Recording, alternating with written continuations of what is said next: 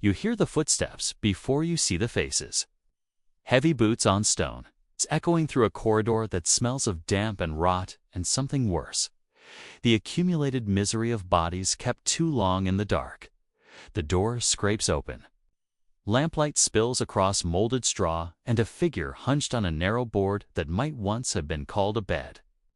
She lifts her head slowly, too slowly, as if the weight of it has become unbearable.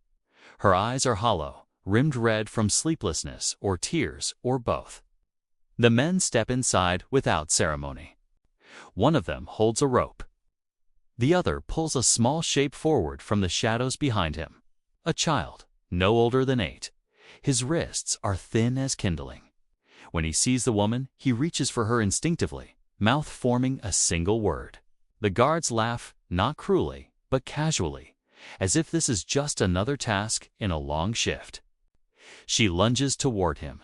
Her hands are clawed, desperate, grasping at air and fabric and the edge of a uniform. They shove her back. Her shoulders hit the wall. The boy is dragged into the hallway. His voice grows fainter with every step until the iron door slams shut and there is nothing left but the sound of her breathing, ragged and broken in the silence. Before we go any further, I have to ask, where in the world are you watching this from? It genuinely amazes me that a story this dark, this buried in the past, still finds people across continents who want to understand what really happened. The woman on that pallet was not a criminal in any ordinary sense. She had not stolen, had not killed with her own hands. But she had been a queen.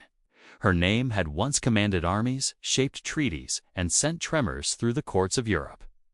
Now she existed only as a body to be watched, a symbol to be dismantled, and a warning to anyone who still believed in the old world. What they did to her in those final months was not designed to be quick. It was designed to break her slowly, publicly, and completely, to strip away every layer of dignity until nothing remained but the raw fact of her suffering. And the suffering began long before the blade ever fell. Her name was Marie Antoinette. But in the autumn of 1793, inside the stone walls of the Conciergerie prison in Paris, she was simply prisoner 280. The revolution that had promised liberty and equality had found in her a perfect target, foreign-born, extravagant, and fatally disconnected from the people she had been meant to serve. The charges against her would grow more monstrous with each passing week, fed by propaganda and panic and the terrible momentum of a movement that had learned to devour its own. But before the trial, before the verdict, before the cart that would carry her to the scaffold, there were the months in captivity.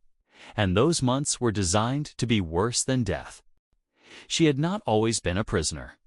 Once she had been a child bride sent from Vienna to Versailles, a pawn in a dynastic chess game she barely understood. The French court had molded her into a creature of ritual and display, a woman who existed to be seen, to smile at the right moments, to wear the right gowns, to produce the right airs. She had played the role as well as anyone could, but the role had trapped her. When the revolution came, she could not adapt. She could not become invisible. Her face, her voice, her very existence had become a liability. And so they locked her away, first with her family, then alone, in spaces that grew smaller and darker with each transfer until she ended up here, in a cell beneath the city, where the Seine's dampness seeped through the walls, and the only light came from the guards' lamps. The cell was barely large enough to stand in.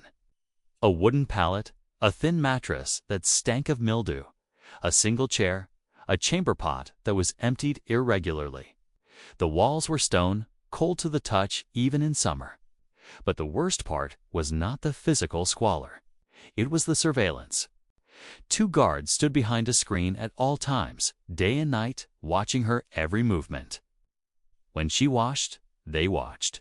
When she changed her bloodied undergarments, they watched. When she wept or prayed or simply sat in silence, they watched. Privacy, the last refuge of the human soul, had been taken from her as deliberately as her crown. The guards were not all monsters. Some were simply men doing a job, following orders in a city where disobedience could mean the guillotine. But others took pleasure in the small cruelties afforded by their position. One, a young man named Gilbert, made lewd comments about her body, offered to help her bathe in exchange for favors she could not give and would not have given if she could. Another Dufresne laughed openly when she struggled to fasten her dress with trembling fingers. The fine motor control stolen by months of malnutrition and stress. They were not officially torturers. They did not need to be. The system itself was the torture. Her body was failing. She bled constantly, heavily, from a condition no one bothered to diagnose or treat. Historians would later speculate: uterine cancer, cervical hemorrhage, fibroid tumors, but in that cell, it was simply pain. Pain that soaked through fabric and pooled on the palate. Pain that left her weak and dizzy, unable to stand for long periods, unable to think clearly during the interrogations that came without warning. She asked for a physician. The request was denied. She asked for clean bandages. Sometimes they came, sometimes they didn't. The message was clear. Her suffering was not an accident. It was policy. And then there was the boy. Her son, Louis Charles, 8 years old, with his mother's wide eyes and his father's uncertain smile. They had already taken him from her once, months earlier, in a scene so violent that other prisoners heard her screams through the thick walls. The boy had been handed over to a man named Antoine Simon, cobbler with revolutionary credentials and a taste for cruelty.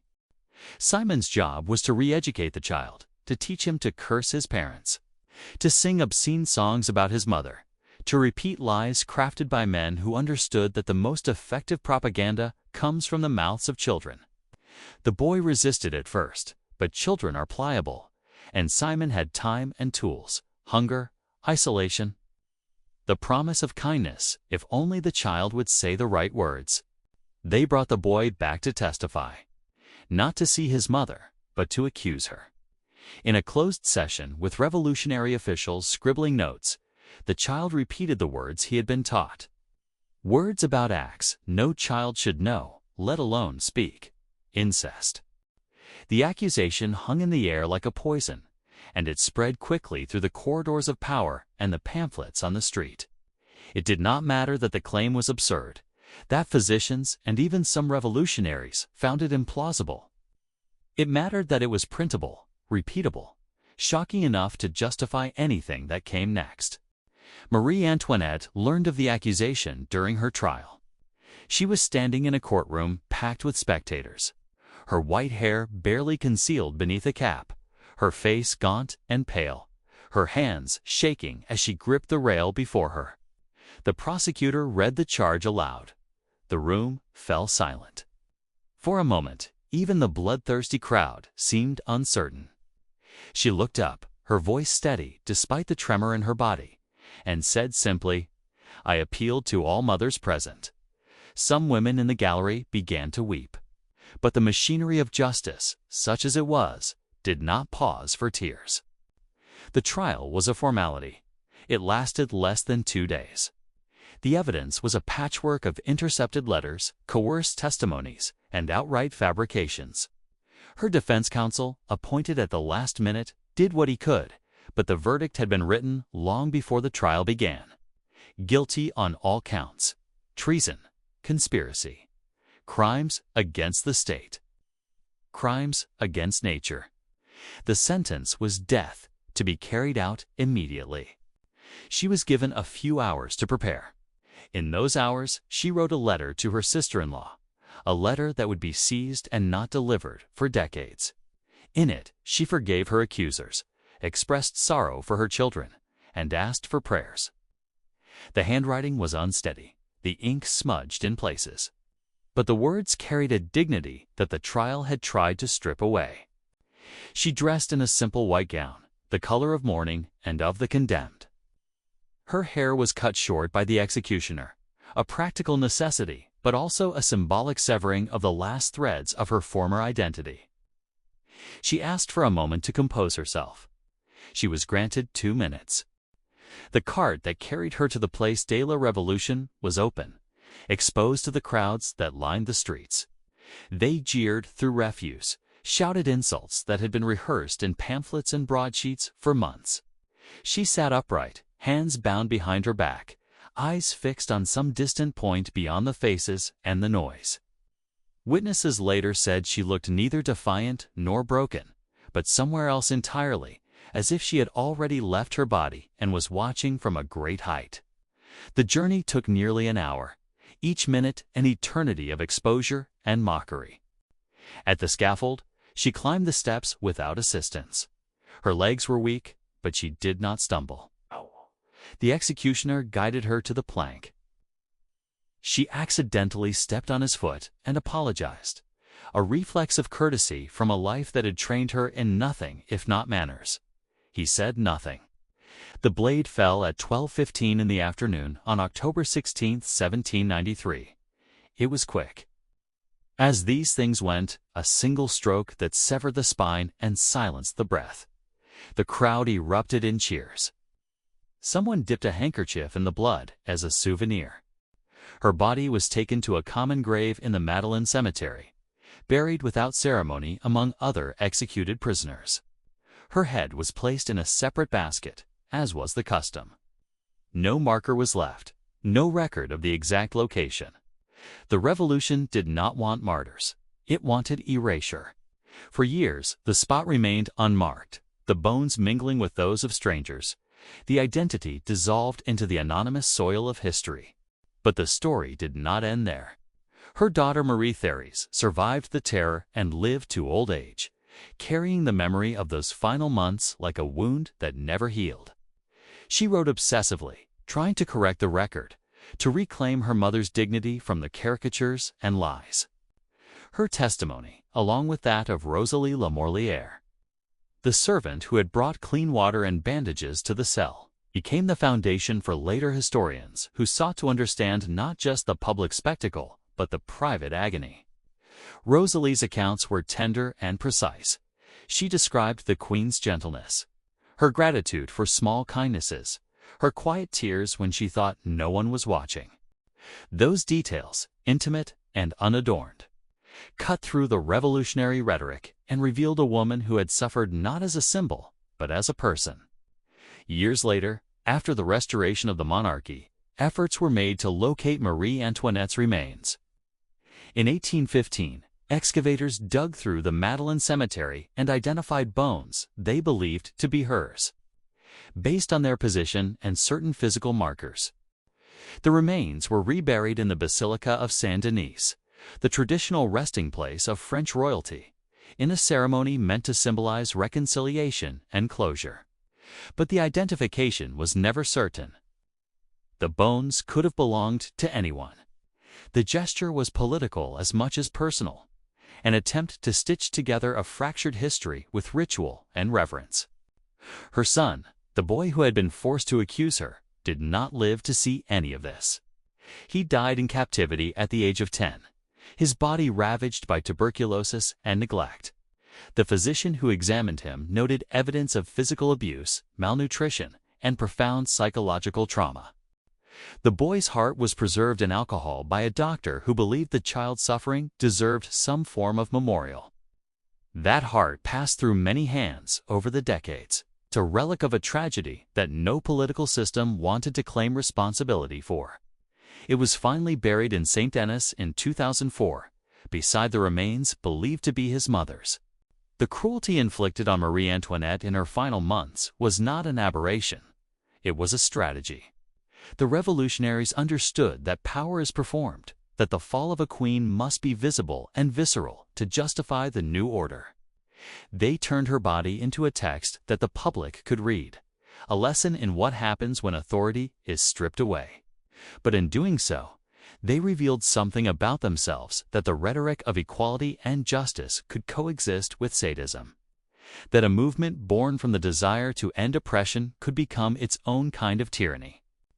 The guards who mocked her, the prosecutors who fabricated charges, the crowds who cheered her execution, many of them would face the same machinery of terror in the months and years that followed.